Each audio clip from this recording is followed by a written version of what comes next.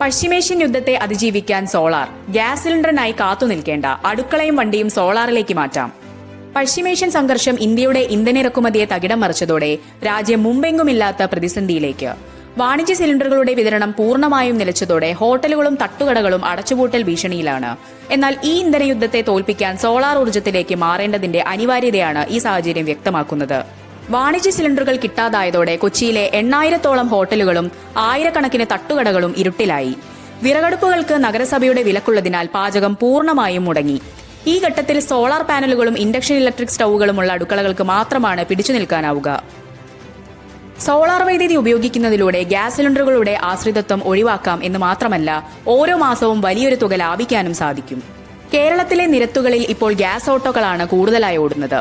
എന്നാൽ ഇന്ധന പ്രതിസന്ധി രൂക്ഷമായതോടെ ഇവയുടെ സർവീസ് പാതി വഴിയിൽ നിലയ്ക്കുന്ന അവസ്ഥയാണ്.